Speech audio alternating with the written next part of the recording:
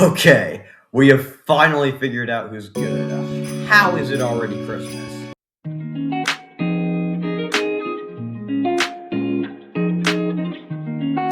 What's up, everybody? Well, God bless. I hope you all are having a very good Christmas. And with that, let's get right into this week's power rankings. Baltimore Ravens, yeah, they are mid. And I'd say for Baltimore at this point, their season is all but over. Their collapse against the Patriots this week all but ended their year. I mean, they still have a shot, but the Steelers, they're continuing to look good. They somehow got away from Detroit with a win, and it's just not great vibes in Baltimore. They're probably going to miss the playoffs. The New Orleans Saints are not making the playoffs, but we've known that for a long, long time. They're tanking for a top 10 pick, but they are playing really good under Kellen Moore right now. The Giants are probably the best two-win team of all time. I mean, they have some games that have just not went their way at all. The Broncos game didn't really go their way. They have a ton of injuries, and this game really wasn't that great for them. They have a tank bowl matchup against the Raiders this week, who are arguably worse than they are. But yeah, this is just it's not a great year for the Giants, a bit of a disappointment. But hey, a top five draft pick will be really nice, and you might be able to get yourself a lot of draft capital if you trade that top five pick away. The Los Angeles Rams are a elite team. I don't care about their loss to Seattle. This is still an elite team. Losing in overtime to a fellow elite team is never something to be ashamed of. And yes, they were up big against them, but I still don't discredit them for what they did in that game. And this is still a very potent offense. The Bengals also have a very potent offense, but they get dropped to the bad tier because they don't have a defense. And yes, they won 45-14 against the Dolphins, but come on, it's the Dolphins. The Chiefs are also bad. They're not bad enough to the point where I put them in the tanking tier, but they're still pretty bad. Chris Oludekun is their starter, and it's not good vibes in KC. The Browns, I mean, they're not a great team, but like Shador Sanders has played pretty decent. They were pretty competitive against the Bills, and they're still losing, and they're getting closer and closer to a top five draft pick. So you gotta be happy for them. The Carolina Panthers, they're stuck in this tier. I can't put them any higher, but they had a nice win this week against the Buccaneers, but the job is not finished remotely. And they've still got a long way to go. They won in their home stadium, but now they've got to beat either Seattle or Tampa Bay to really win this division. Well, they have to beat Tampa Bay, but yeah, they've got a long way to go. The Atlanta Falcons, yeah, they're not very good. I mean, they're playing decent as of right now, but it's kind of too little too late, if you know what I mean. It's a similar deal here for Minnesota. They're not playing well enough to the point where I can justify them getting any higher. Like they beat the Vikings 13-10. Like they're not playing great football. And it feels like with them, their good football just feels like it's coming too little too late. Jets are just coming closer and closer to a top five draft pick. And yeah, vibes are not really good in New York right now because the Giants suck, the Jets suck, and in general, it's not a great time there to be a New York football fan. The Texans, though, they are continuing to elevate their game. Yeah, they took a bit of a scare against the Raiders, but they were able to get the job done, and they continue to stay alive for that AFC South, which at this point looks like Jacksonville will take it. But hey, you got to be happy if you're a Texans fan that you should sneak your way back into the postseason. The Dallas Cowboys, yeah, they're mid. An uninspiring effort against a good Chargers team, and in general, it wasn't a great day for Dallas. I mean, they're not the worst mid team in the world. Even though they lost to Minnesota, I'd still argue they're better than they are. And in general, I just say it's not been a great season for Dallas. The Micah Parsons trade has been a lose-lose for I wouldn't say it's a lose-lose because both teams have gotten something out of it, but it's kind of just been a mid trade. And for Dallas, they've gotten a bunch of draft capital and a bunch of other players, but it's all just to fill the void left by one of the best defensive players in the world. The Detroit Lions. I can't do it. I can't do it. I'm going to put them into the good but not great tier. Maybe I'll move them down eventually. If they lose to Minnesota, they're definitely going down into the mid tier. But I can't do it. I can't drop them. Like, look at the mid tier. do you think that the Lions are not better than all of those teams? Like,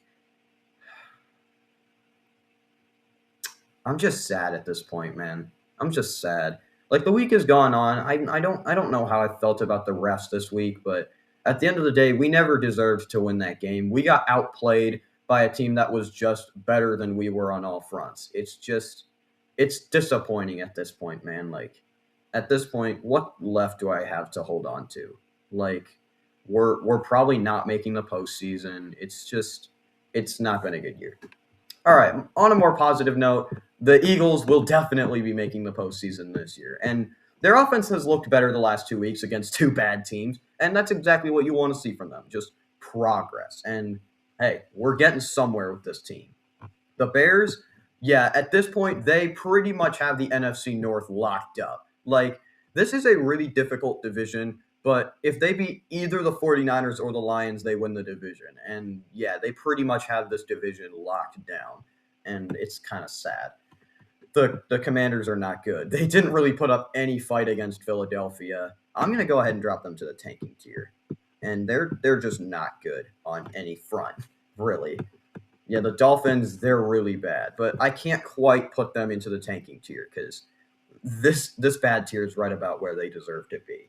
The Broncos, yet another elite team, and man, they took a bad loss this week for sure, but at this point, I can kind of give them the benefit of the doubt and just say like this is an elite team for sure. The Patriots are also an elite team. They were able to come back in a nice gritty victory for them against the Baltimore Ravens on the road. By the way, getting a plus 10 point comeback, and it was a pretty good win for New England, and they clinched a playoff spot. And vibes are pretty good overall in New England. Vibes aren't so good in Las Vegas, I guess, but they're definitely inching closer and closer to the number one overall pick. They currently control their own destiny for the number one overall pick if they lose out. And so at this point, as long as you guys keep losing, it's continuing to be a good year, which is kind of a weird thing to say for an NFL team. The Green Bay Packers are definitely a borderline elite team. I can't quite put them into the elite tier because they collapsed against the Chicago Bears, but they're still a good team, and it seems like overall they should be fine. But things are not the greatest in Green Bay right now. I mean, they should have no trouble holding off my Detroit Lions for the last playoff spot, but at this point, it seems like their best case scenario is that they get into the wild card and then go one and done. The Tennessee Titans actually had a really nice week. Oh, we're just going to skip them real quick and go to Buffalo, who is an elite team. If we could do that, that would be really nice. Or not, we'll just grab Tennessee and send them down to the tanking tier. I mean, yes, they got a win this week, and they've played better as of the last couple weeks, but I don't realistically trust this team. Like, come on. They are the Tennessee Titans. I mean, they're just kind of bad, if you know what I mean. Like, yes, they got a win against a team that was down to their third string quarterback, so you can't give them that much credit for that. The Bills, on the other hand, are an elite team, and that's pretty much not up for debate.